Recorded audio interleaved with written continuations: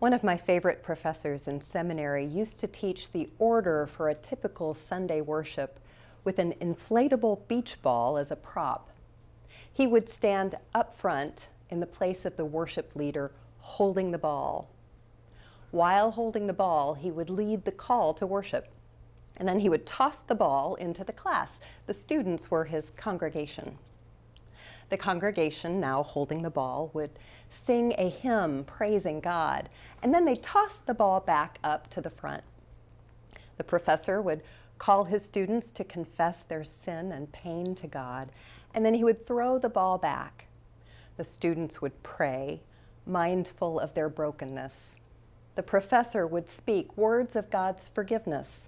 The students would celebrate that forgiveness, and the ball would sail back and forth.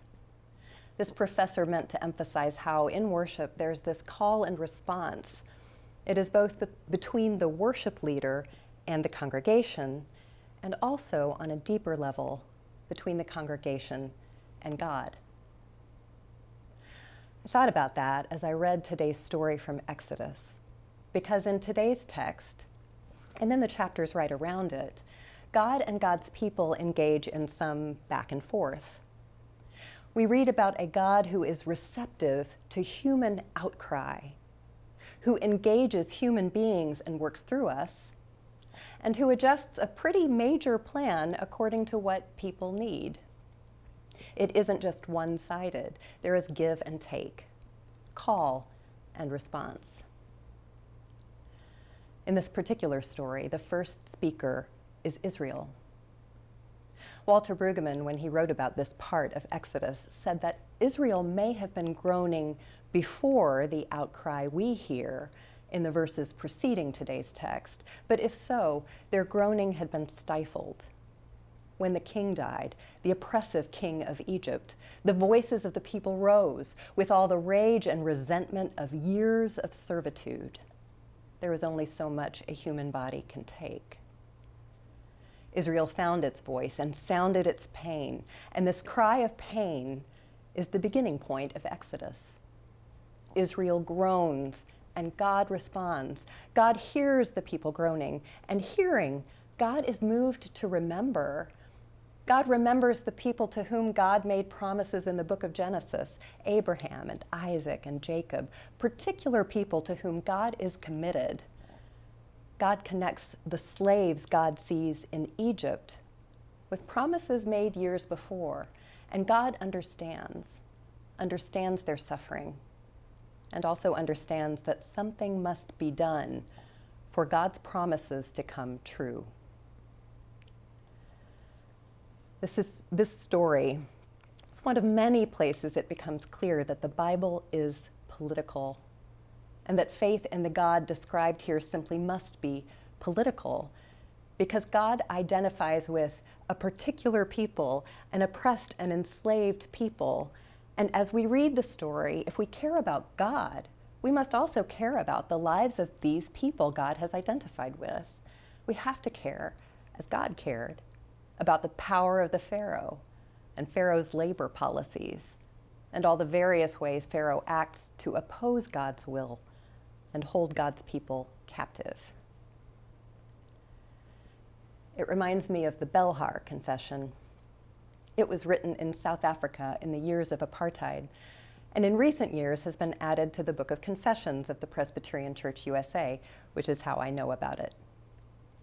The Belhar Confession challenges us to appreciate how, in a world full of injustice and enmity, God is, in a special way, the God of the destitute, the poor, and the wronged. And God calls the church to follow God in this, Belhar says. For God brings justice to the oppressed and gives bread to the hungry. God frees the prisoner and restores sight to the blind. God supports the downtrodden, protects the stranger, helps orphans and widows, and blocks the path of the ungodly. Exodus describes God's promises in much the same way, only it's God speaking, telling Moses, I know about my people's pain and have come down to rescue them. I will bring them into a good and broad land, a land full of milk and honey. This is what God promises to do. But you probably noticed what happened partway through the reading. What had been God's pious promise, sort of out there, abruptly becomes God's righteous demand right here. So get going, God tells Moses, I am sending you to Pharaoh to bring my people out of Egypt. It's like that in the Belhar Confession too. God's grand intentions become specific human responsibilities, human vocation. It is we who must do as God said. God wishes to teach the church to do what is good and to seek what's right, says the confession. The church must therefore stand by people in any form of suffering and need. The church must witness against and strive against any form of injustice, so that justice may roll down like waters and righteousness like an ever-flowing stream. What God has promised, we must act to bring about. It is important for me to say that whenever we read about the Exodus. It is important for us to hear again God's call to help people in suffering and need, because for many of us it's an option, as it was for Moses, simply not to get involved. We could stay in our places of relative safety. Yet God shows us in this story how to listen to people in pain, to remember our connection to them, and to do what is good for all of God's people.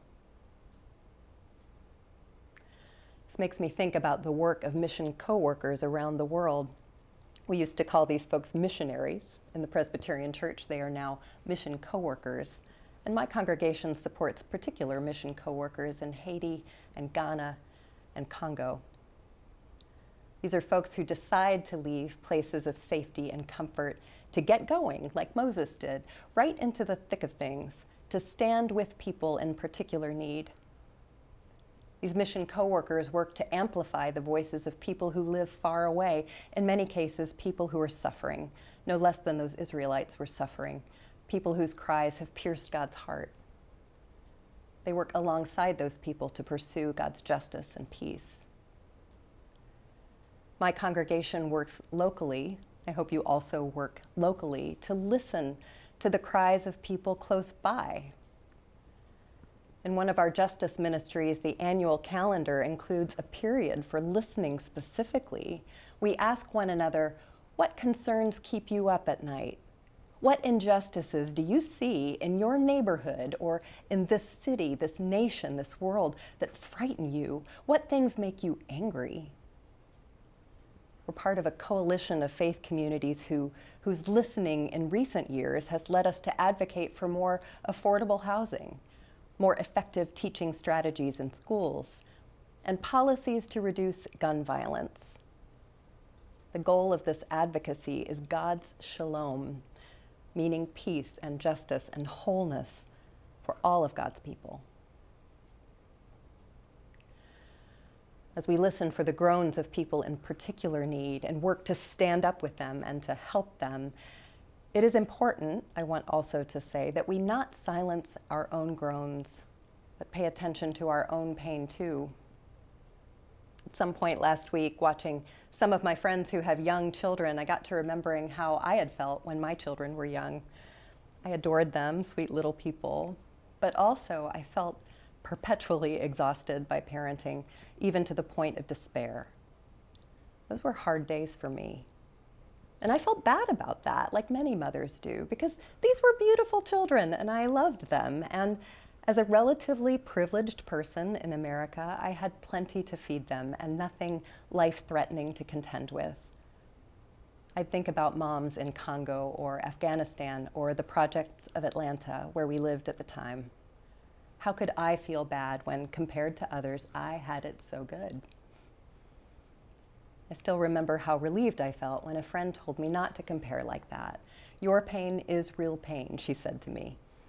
And then she acknowledged it, helped me to deal with it. Since then, I have read the research that you cannot love others more than you love yourself. This is related. How it's hard to appreciate and feel compassion for another person's groaning if you haven't acknowledged your own. The good news of this passage is that God hears all our groaning and wants to bring all of us into places that are good and spacious, places we can breathe more freely.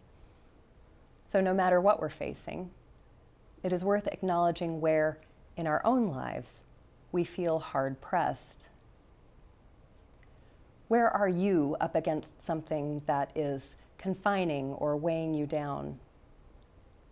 Maybe you'll think about an illness or a debt or a hard part of your job. Perhaps you'll feel something you can't quite name. Brene Brown, who did that research about the importance of loving ourselves, suggests a whole range of things that can oppress us. Things like perfectionism, or caring too much what other people think, or comparing ourselves to other people, or thinking we have to be productive all the time, or staying too busy generally, or doubting ourselves for no good reason, or trying always to be cool and in control. Such habits are burdensome, and the God of Exodus wants us to let them go. Remember Jesus saying, "Come to me, all you who are weary and carrying heavy loads, and I will give you rest." Remember how he invited people to come out under the open sky to consider the birds of the air and the lilies of the field, and in the space of that beauty to trust their place in God's world. Jesus welcomes us to good and broad places where we can lay our burdens down and experience God's care. Before we leave the book of Exodus, I feel compelled to note 3 more things I see as gracious in the call and response of this story. 1, I've never seen a burning bush or heard a voice from the flames. I don't know many people who would say God has been that clear calling them. But as God asked Moses to help people he had a connection to, I believe God asks you and me to pay attention to our lives. Sometimes we can see in our histories, our families, our yearnings, where we are called to make a difference. Not everywhere. Maybe someplace we already feel a connection. 2, we are never, not ever, alone. God didn't tell Moses his path would be easy, but God promised to be with him. That was Christ's last promise to his disciples too. I will be with you always until the end of the age. Often, I think, God's company comes in the form of human company. When Moses argued that he didn't have what it took to speak to Pharaoh, God didn't try to change Moses. God gave him help. God gave him Aaron. Together, we can do what God wants us to do. And 3, like Moses, we're not perfect people. We may feel like deeply flawed people, even the wrong people. Still, we are the people God calls into action. God will put to use whatever gifts we have. So we keep going back and forth in worship and in life. We call and God hears. God promises and we wonder. We hunger, God feeds. We object, God reassures. We say thanks. God tells us to get going. Then it's our turn again. What will we do?